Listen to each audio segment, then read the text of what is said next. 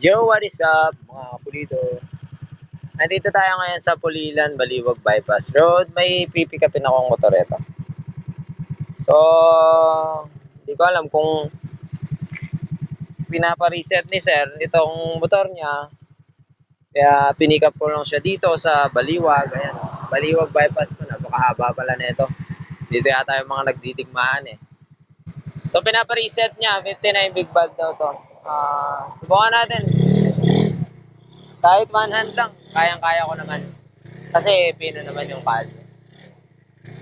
So, yun nga, malapya daw. So, let's go. Full rep. Ayan, may GPS tayo.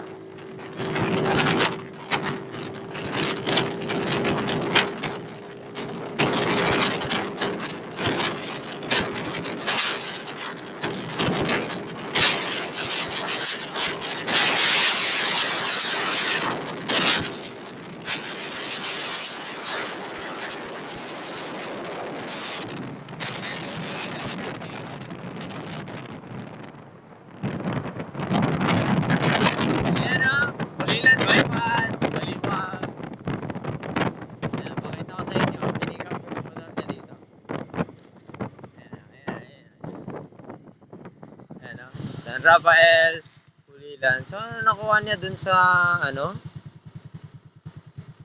nakuha niya is 95 dun sa haba na yun. So, iuwi na natin sa Tarlac ito, tapos i-reset na natin. Tingnan natin kung may balik ka natin. So, mga kapulido, let's go. So, ito yung motor ni sir, oh. Dilim eh. So, ayan, tingnan nyo lang, mga kapulido. Tara, uwi na tayo ng Tarlac.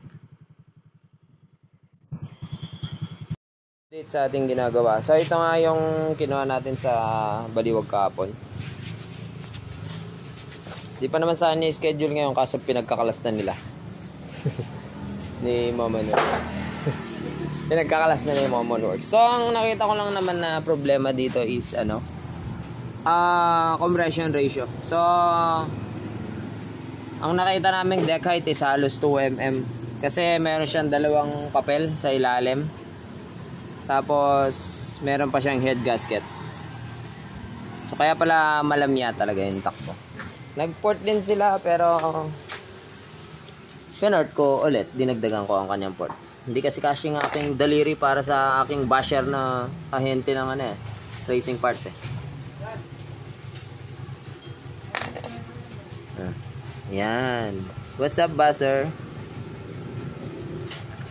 So, shoutout pala dun sa basher ko, dun sa ahente ng racing parts, dun sa may Maynila. Nag-comment ba naman dun sa nag-aanap ng magsaset ng makina? Sabi niya, saan pwedeng solid magpa-set ng makina na 59 AS? Nag-comment ba naman siya? Ang sabi niya, kung YouTube mechanic lang naman, wag na lang, sabi niya. Kupal ka ba, boss? Wag ganon. CKS, YouTube mechanic. Moji Works, YouTube mechanic. Maki Works. O ikaw, ahente lang ng racing parts, di ba? So kami, may naiambag kami sa ating industriya. Kumpara sa'yo, basher ka lang. So yan din sa port, nag-add lang kami ng konti. Pero naka-port na siya.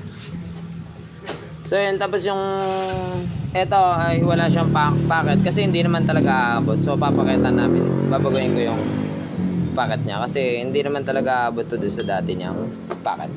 Tsaka yung head niya is ito yung lumang version ng MTRT.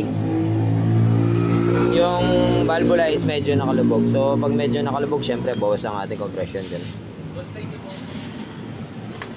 Isa pa, yung head niya is siguro dating natukuran, ayan, meron siyang bawas dito. So, additional less compression na naman pala yan, di ba?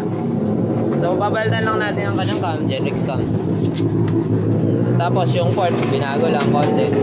Yung cam niya, hindi ko alam anong brand ko. 6.8 nakasulat. May konting kahit na. Ang masakit daw is 3 times na daw niyang pinapa-reset. Ganun daw talaga yung naging result ng kanyang takbo. Subukan natin kung kaya natin mapalakas mga kapatid kahit papano. Para maging ano na siya, YouTube mechanic build. Steel bore, murang pyesa yung kanyang block. Yun lang. Ano to? Stock. Game, tapos buuin na. And bali nag 0-0 na kami. Walang gasket sa ilalim, walang gasket sa taas. Bali gasket maker beta gray lang yan. Tapos tutok salpak na ng head yan. Para maabutan natin yung compression kailangan. Idol niya ako. Subscriber ko rin siya. May air cleaner siya kaso sira na. Yun. So, yun lang. 6.8 Genrix cam lang ilalagay. So, kabit na Genrix racing cam.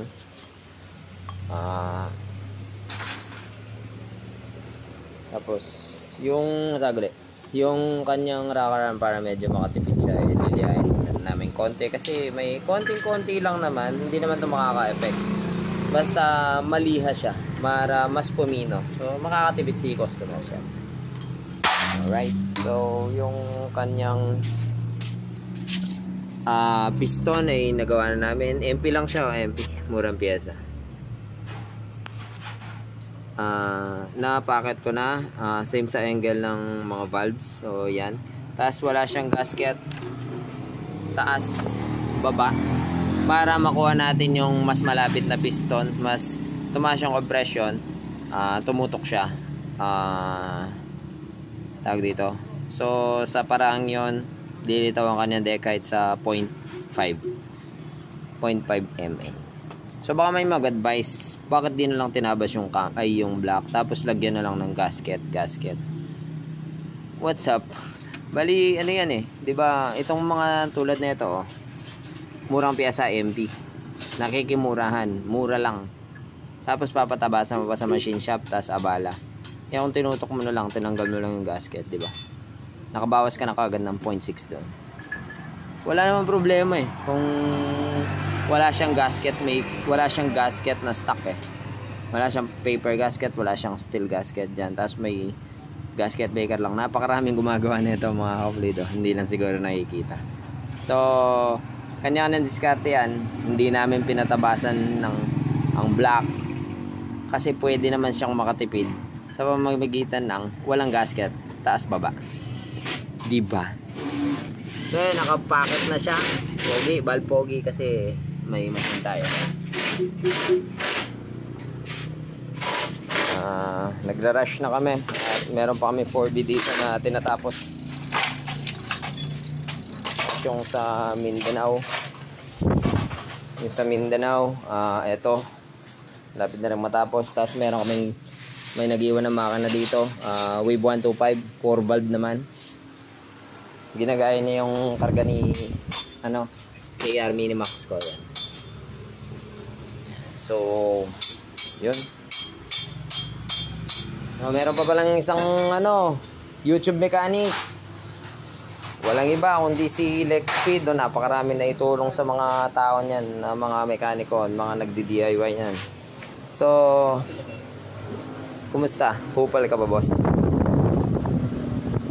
Ahente. Update tayo mga kapulido. Bale na yung may-ari. Inatid natin pabalik ang kanyang motor. So test drive na natin yan dito sa road test nila. Try natin yung before and after. So shoutout sa kanila. Try na natin i-before and after to. 900 meters yata yung naging gauge natin nun. So subukan natin ngayon. On lang ako ng GPS. Tara, try na natin. Mabilisan lang. Medyo maraming sakyan ngayon, pero 100 ulit. Kaya naman yan dahil pino naman.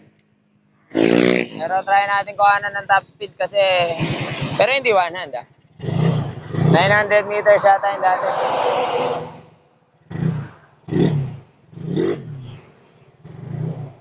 Dati palang bola, straight 8, ngayon straight 9.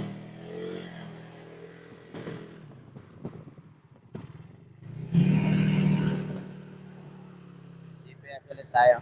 Dito tayo nagsimula nun, pabalik naman ngayon.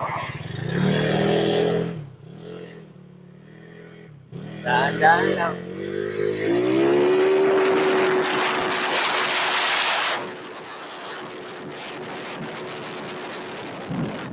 Ano siya yung dati? Ilang meters lang yun. Wait lang, makakatakot eh. So, try naman natin kumuha ng top speed ngayon na i-screen ako na lang kasi mahirap na.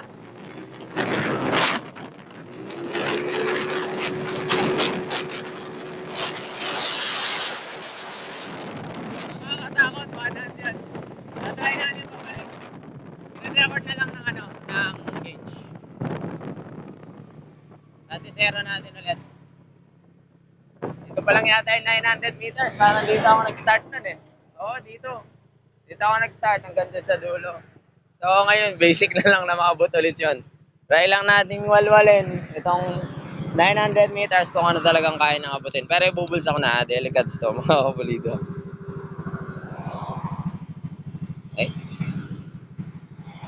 Hey, bypass road, Pulilan.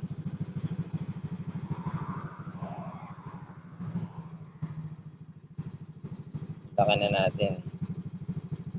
Yan. So, i-zero muna natin, ha. Hello, 126, mali. Pero kita naman din sa screen record. Ito kasing kanina, eh. So, zero natin. Tapos tingnan natin ilang meters. Top speed talaga to.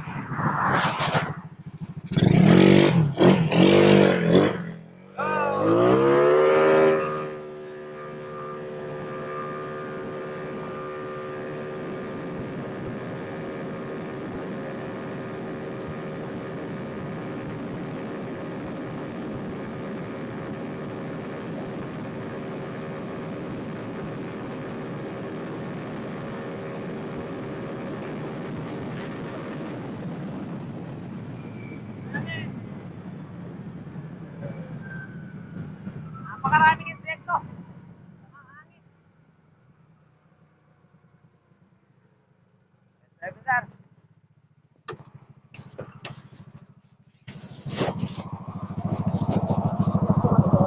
Ano ba yata yan?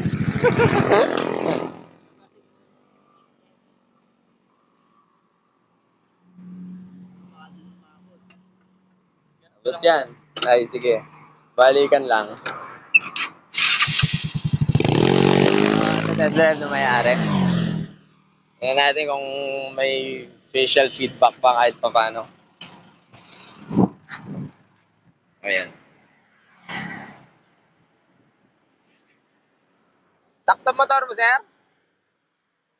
Stock to? Panggilid. Panggilid, tsaka pipe, no? Sama niya kuya niya. Alright. Try nung may-ari kung may pagbabago ba.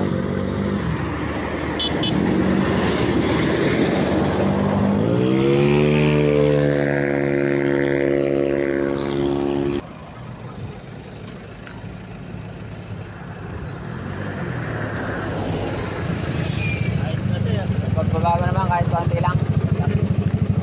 Ha? Di ba? Nakaraan pagka ginanong mo wala eh. Parang naka-Olympics na kayo. Alright. Uwi na. Thank you. Grabe yung may-ari nanginginig. Laka naman ang pagbabago. Shoutout sa nila. Makakuwi na tayo. Bali, ang motor pala na ginamit ko ng ilang araw sa shop. So yan, natapos na ang ating video. Salamat sa panonood. May naitulong tong video to sa sa muli natin pagkikita. Paalam. Ninginig siya. Nabot niya yung bayad. Si Jim! Bye-bye, usap mo nga doon, iba